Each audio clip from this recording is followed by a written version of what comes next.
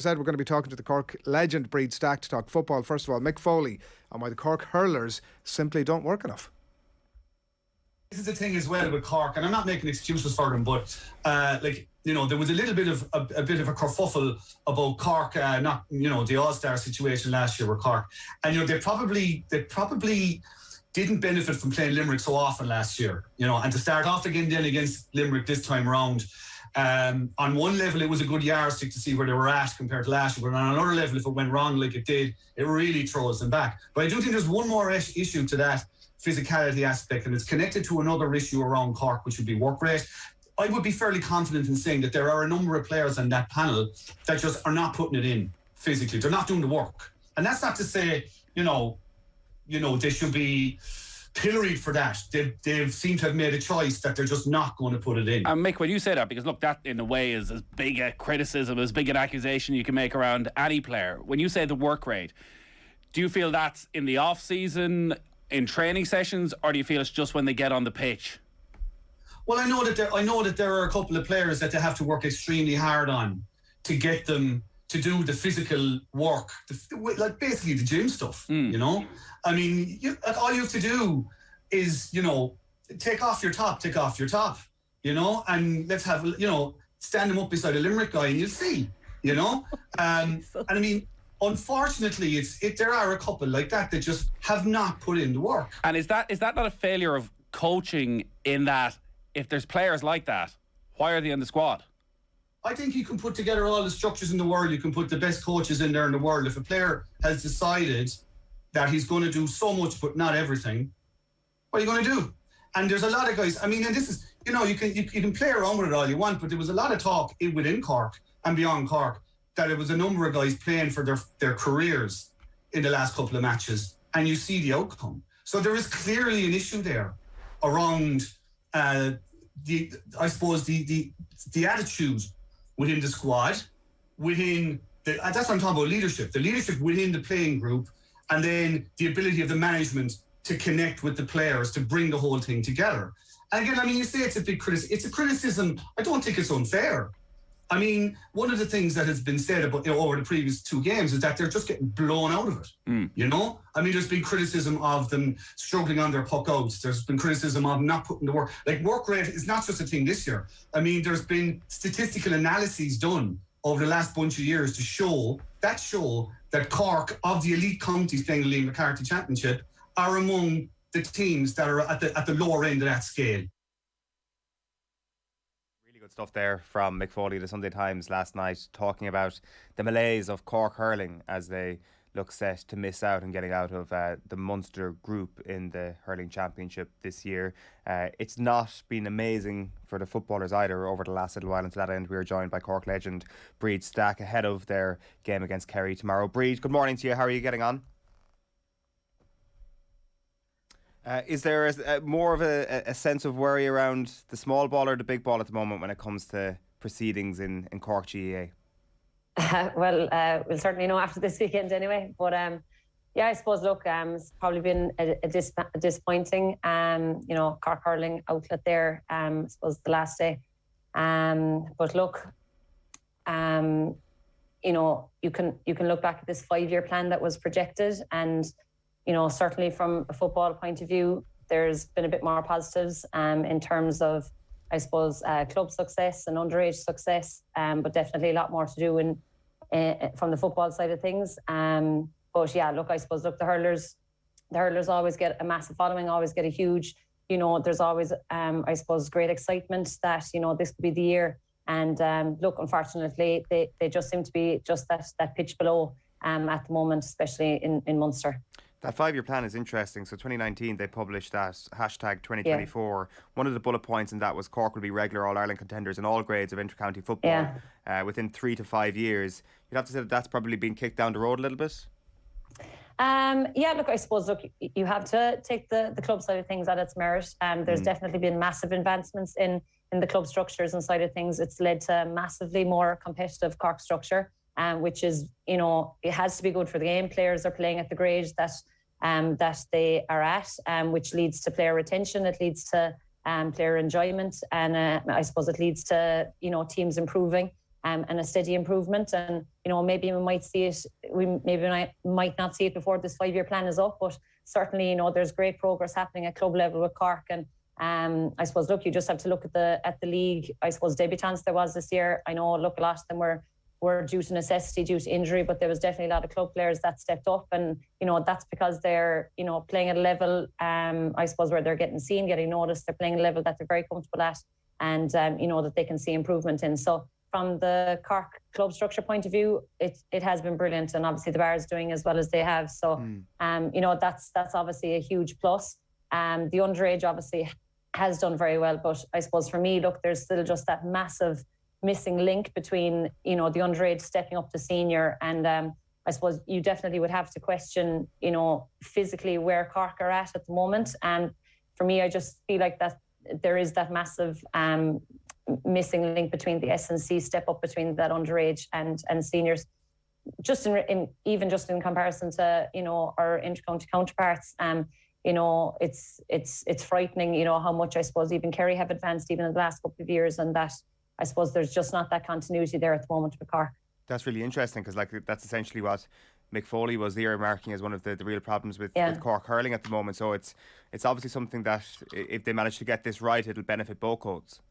Yeah, and like I said, I just think continuity is a massive thing, especially I suppose for young lads trying to bridge that gap. And, in Cork, there's definitely been a lot of toing and froing with different S&C coaches over the last couple of years. So I just think, look, maybe this could be the start of it now with Keith Ricken coming in and, hopefully getting a bit of momentum going. But I suppose, look, there has been a lot of kind of uncertainty and, like I said, just lack of consistency for players and managements alike going forward the last couple of years. But I suppose you can only try to look at the positives as much as possible. And, the positives are, look, club structure is going well. Hopefully that obviously spills over onto intercounty like it did for Derry. Like Derry obviously has great club structures, and, now they're hopefully reaping the rewards of it. So, I suppose, look, we're obviously very impatient and want to see Cork back where they were and want to see this rivalry back where it was. So, obviously we may just have to wait another couple of years. That continuity and consistency piece, that was something that Ronan McCarthy touched on in that Examiner conversation that I mentioned earlier on. He said, from a Cork point of view, it is time to burn the boats, if I could use that phrase. And he's talking about dual players here. So he said, the message we gave to players from my time from 2018 on was, if you go, you're not coming back. That seems like a very honourable thing. And you look at someone like Aidan Walsh, for example, who was obviously an all-star in 2010, such an amazing footballer.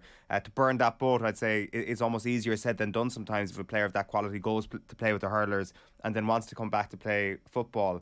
I would suggest it would take a brave enough Cork manager to say, no, you're not coming back. But you have to say fair play as well, that this is the mentality that McCarthy wants to see.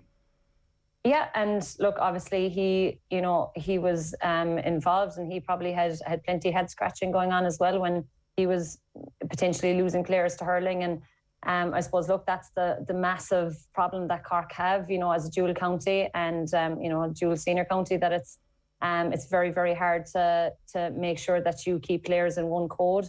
Obviously, a lot of these lads are playing dual clubs, so you're always going to have a little bit of a graw since you were young, playing both codes. So it's very, very hard sometimes maybe to make that complete cut off in one code. And I suppose from the Cork footballers' point of view, maybe the hurling has been that little bit more appealing in the last couple of years. So, you're losing the likes of, Damien Cahalane, who was a fine footballer, like Aidan Walsh, who you mentioned, 2-time All-Star, lost to hurling. And then I suppose, even more recently, you just have to look to Mark Keane. Mark Keane was playing over in Australia.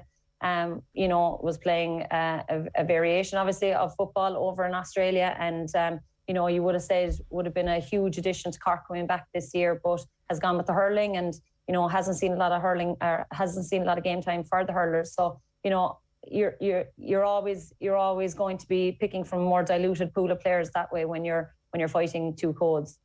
It almost feels, Brid, like some of the stuff you're talking about there, the S&C side, and then the likes of that piece, obviously, about Mark Keane, that a lot of it is not actually deep-rooted, fundamental stuff. And I know that obviously getting your S&C right probably should be part of something like an a 5-year plan. But a lot of it seems like fairly easy wins. Yeah, I suppose in terms of if they could get it right, it's not like They don't need to do an awful lot of navel gazing here. It's like a couple of things to be done, and suddenly things could start to turn for them. Yeah, 100%. And like as I said, there has been definitely positives of this 5-year plan. It was brilliant. It was put in place, and it was put in place by the right people. And just to follow it through, just in the coming years, is absolutely vital. There was this, I suppose, vision for what Cork football could be. And, have we seen that at the moment? Probably not, but it's definitely taking stepstones towards it. It's not all doom and gloom, 100%, but like Ronan said, maybe there needs to be very, very hard calls made. But for me, I suppose, we're not utilising the younger players enough. Is that because they're just being absolutely launched into it without massive experienced role models in the senior football camp at the moment? When you look back to, I suppose, the year that Cork did win 2010, you have massive leaders all over that camp.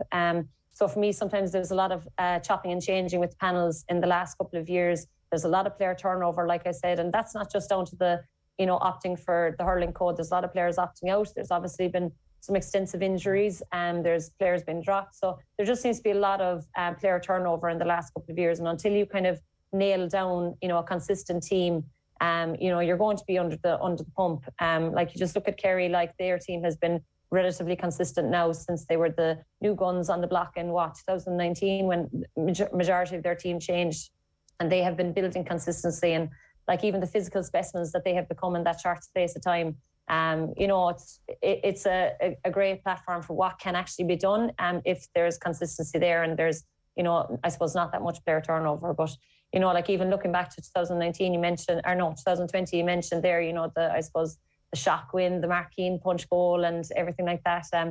You're looking at Paul Kerrigan, I'd made a list there actually, it was, I suppose you Powter first of all in Flying Farm, you had Shanley, Rory Dean, Mark Collins, Markeen, Luke Connolly, Paul Kerrigan. That's only 2 years ago, and that's a massive turnover of players again already. So I just think Cork seem to be a team that are constantly in this massive turnover, and until I suppose you can try to nail down your good cohort and try to bring them forward and develop them as leaders and develop them physically, and hopefully that's what Keith Ricken is going to do this year with this new cohort, going forward. So I suppose we just have to be positive and look forward to Saturday with a little bit of hope.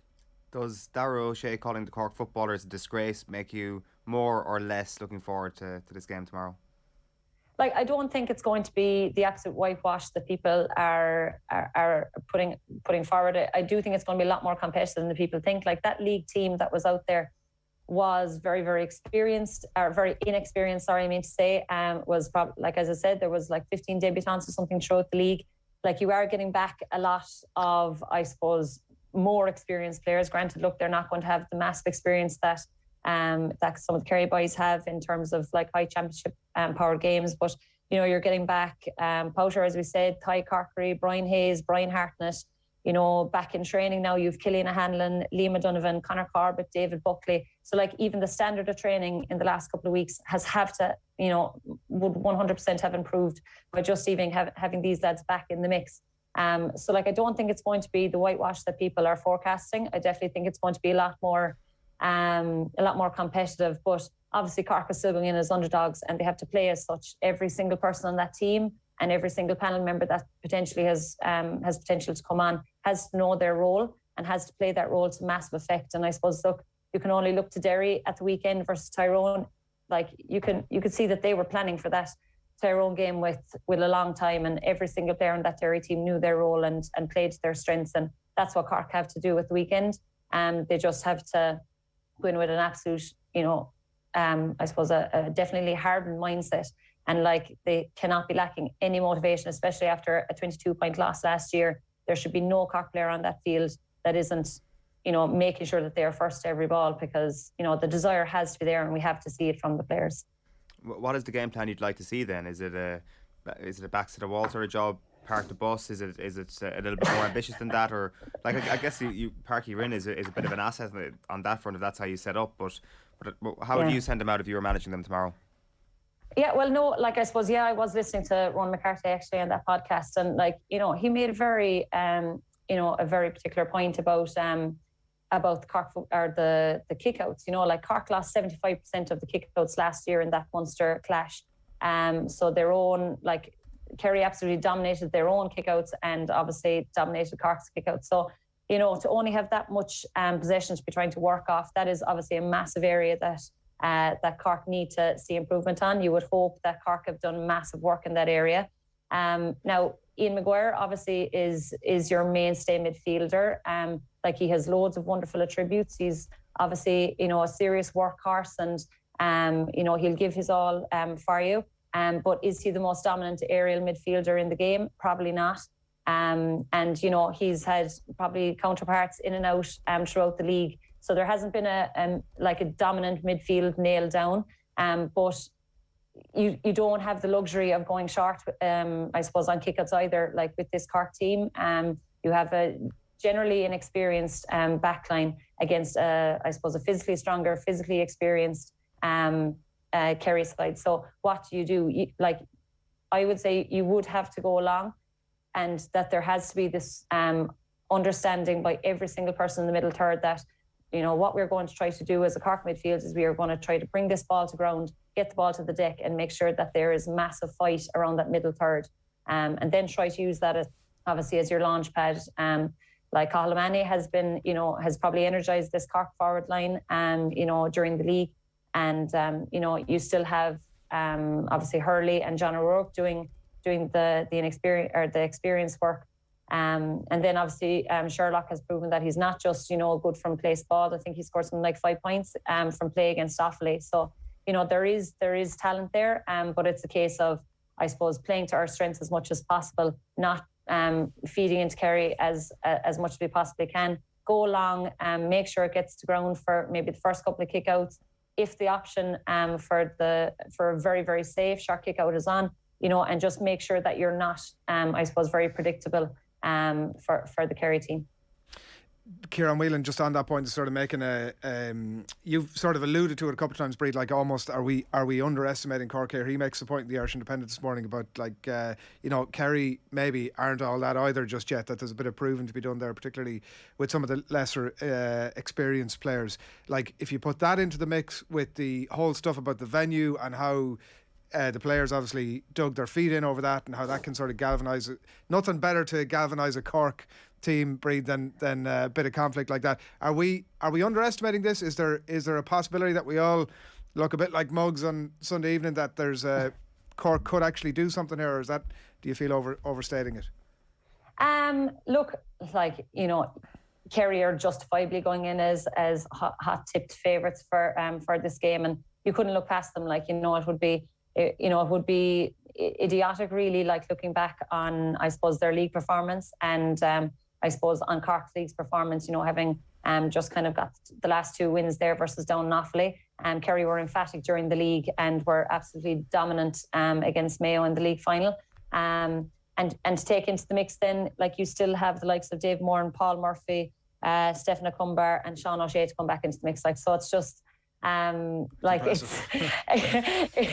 a fairly tough read, like when you're looking at their team sheet. But look, Kerry are on a mission. That's very, very obvious. They obviously were very, very hurt by last year, and probably, you know, felt that they didn't do themselves justice. They have started with, you know, absolutely all guns blazing.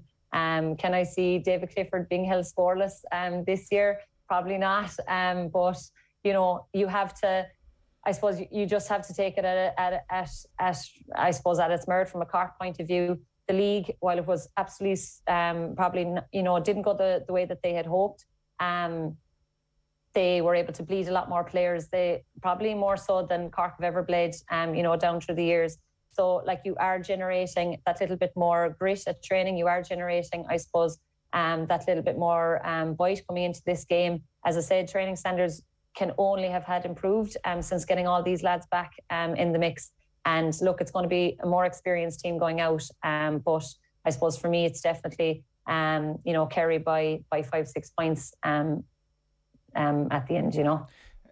The situation there when you talk about Kerry as, you know, being hurt by last year, like if you're clutching at straws for Kerry at the moment, you could definitely make that case about Kerry last year and the year before. It kind of feels like this conversation around Kerry, like you could copy and paste that argument to last year and the year before, where it's like they have the players, they clearly have the quality, but do they have the mentality? Yes, they were hurt after losing in a replay against Dublin in 2019, and then last year it was like, oh, they were hurt after that shock defeat to Cork last year. Now this year they were hurt against Tyrone last year. So if you're looking for crumbs of comfort from a Cork perspective, like that mentality bit, that psychological bit, still does have to be answered by Kerry.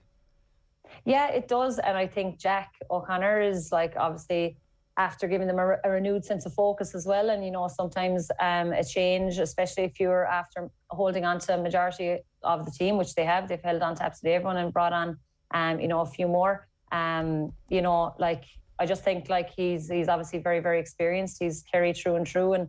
And they're obviously fighting very hard for him. So for me, like they look, I suppose, as they look like favourites for the All-Ireland at the moment.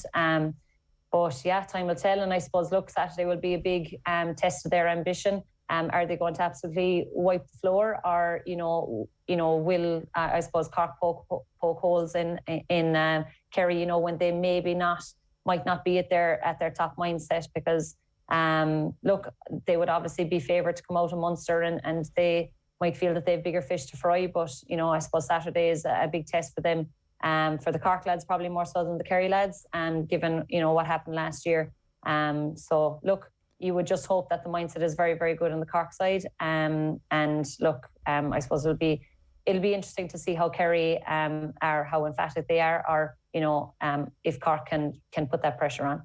And can I ask then, there, like I suspect over the course of this next little while, people will be talking about Kerry in a sense of it's now or never, that this young team need to, they're less and less young as years go by, obviously, but that they have to win one now, otherwise it just becomes this massive psychological hurdle that they may be incapable of getting over. Is that a thing, Brid? Like if you go a couple of years without winning an All-Ireland, especially without winning your first All-Ireland, that it does become a bigger psychological block than it needs to be?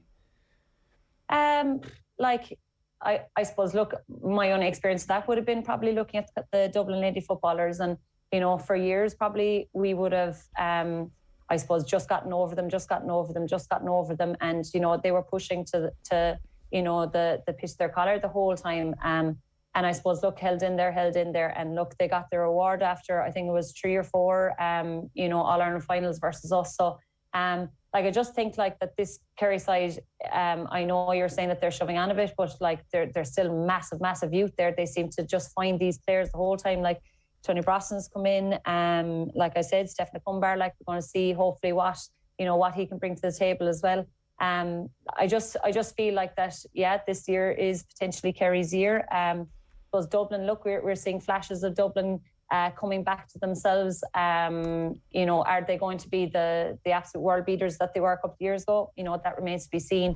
Tyrone look a little bit on the fence, but then look, we thought they were on the fence last year when Kerry dismantled them down in Killarney, and look what happened then. So a shock loss to Derry could be their resurgence. And then look, Mayo, I suppose we always have a bit of a soft spot for Mayo. So yeah, I just think Kerry, I do think this is their year probably. And when you just look at the team sheet, you look at probably the new fresh manager after coming in, and the emphatic way that they got through Division 1. So look, it'll be interesting to see how the next couple of months go. I was going to ask you if you, just before we let you away, you felt there was going to be an upset on the cards at Parnell Park as well. I'm actually not sure that what even represents an upset between Meath and Dublin this weekend, but any thoughts on that? Yeah, like I haven't actually seen too much of Meath, to be honest, but yeah, like I suppose probably saw that Kildare definitely are going to be pushing hard, and yeah, it'll be interesting to see, I suppose, how Meath progress. But I suppose being over in Australia, I probably missed a couple more matches than I would have liked. Yeah. But yeah, so look, you're back a wet week, Brid, is that? That's where you're at. Back a wet week. Yeah, still waking up in the middle of the night, but your luck is grand out. Yeah, look, it went grand, thankfully. It went a lot better than the last year anyway, so absolutely. We can't have any complaints. So yeah, glad to have it under my belt. We'll get you back and have a longer chat about that again down the track. Thanks a million for jumping on. No matter. Thanks, lads. Thanks. Bye. Brid Stack there on the line. Just because all things Cork Kerry.